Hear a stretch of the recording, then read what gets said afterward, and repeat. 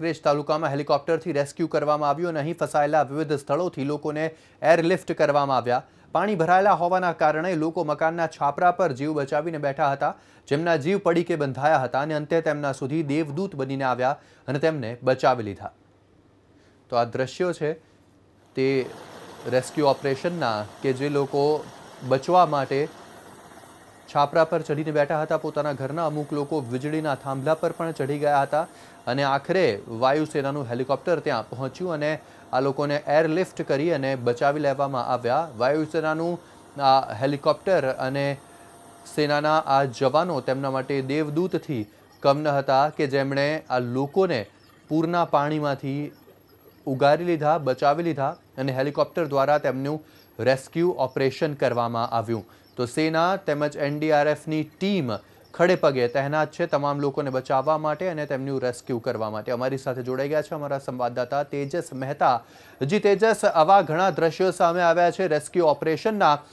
વાયુસેના, સેના તેમજ એનડીઆરએફની કામગીરી કેવી હાલમાં ચાલી રહી છે અને કેવી કહી શકાય તેમની કામગીરી અત્યાર સુધીની? યશ, જે ભારતીય વાયુસેના, એનડીઆરએફ અને સેના જે બચાવ કાર્યમાં જોડાય છે, ઘણા દિલધડક દ્રશ્યો સામે આવી રહ્યા છે। જે રીતના દ્રશ્યો અત્યારે સામે આવી રહ્યા છે, જે હેલિકોપ્ટરથી રેસ્ક્યુ કરવામાં આવ્યું જે લોકોનું, તે લોકો છેલ્લા 3 દિવસથી જે છાપરાઓ ઉપર હતા, પવનના કારણે છાપરા ઉડી જાય તે પ્રકારની પરિસ્થિતિ હતી। તેવા સંજોગોમાં ભારતીય વાયુસેના માટે પણ આ જે કામગીરી હતી એ કઠિન હતી, કારણ કે હેલિકોપ્ટરના જે પાંખિયા છે તેની હવાથી પણ આ જે છાપરા છે તે ઉડી જાય તે પ્રકારની પરિસ્થિતિ હતી। સેના માટે પણ અઘરું હતું આ જગ્યાએ પહોંચવું। તેવા સંજોગોમાં ભારતીય વાયુસેનાએ જે દિલધડક કામગીરી કરી છે, જે જાંબાજીથી લોકોને બચાવ્યા છે, તે કામગીરી સરાહનીય છે। સાથે જ જે રેસ્ક્યુ ઓપરેશન અત્યારે ચાલી રહ્યું છે તેમાં એનડીઆરએફની ટીમની સાથે સાથે ભારતીય વાયુસેનાની સાથે સાથે સેના પણ જોડાઈ છે। મહત્વનું છે જે પ્રકારના દ્રશ્યો સામે આવ્યા છે, જે રીતે એરલિફ્ટ કરાવવાની જરૂર પડી છે, છેલ્લા 3 દિવસથી જે લોકો ફસાયા છે તેમની બચાવવા માટેની પણ કામગીરી થઈ રહી છે। જે વેધર કન્ડિશન્સ છે તે અત્યારે અનુકૂળ ન હોવા છતાં પણ જે કામગીરી કરવામાં આવી રહી છે તે સરાહનીય છે। સાથે જ ભારતીય વાયુસેનાના જે સ્ટાફ મેમ્બર્સ છે તે પણ કામ કરી રહ્યા છે। મહત્વનું છે કે જે વધારે ફોર્સની જરૂર હતી તે પણ પૂરી પાડવામાં આવી છે। જે 20 જેટલા હેલિકોપ્ટર સ્ટેન્ડ બાય રાખવાની જે વાત હતી, તેમાં 16 હેલિકોપ્ટર્સ અત્યારે જે બનાસકાંઠાના અસરગ્રસ્ત વિસ્તારો છે તેની મુલાકાત લઈ રહ્યા છે।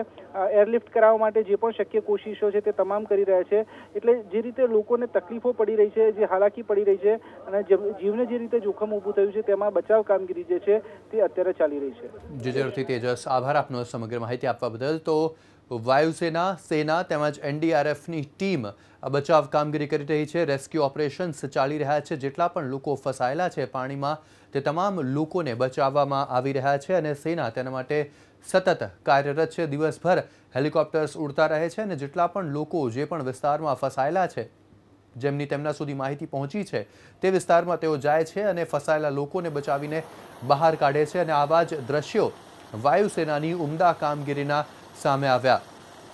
તો વાયુસેનાના 10 હેલિકોપ્ટર્સ બચાવ કામગીરીમાં લાગી ચૂક્યા છે અને 3 દિવસથી છાપરા પર જિંદગીની જંગ લડી રહેલા લોકોને મહામુસીબતે વાયુસેનાના જવાનો બચાવી રહ્યા છે। બનાસકાંઠાના કાંકરેજ વિસ્તારમાં પણ આ જ રીતે તમામ લોકોને બચાવવામાં આવ્યા।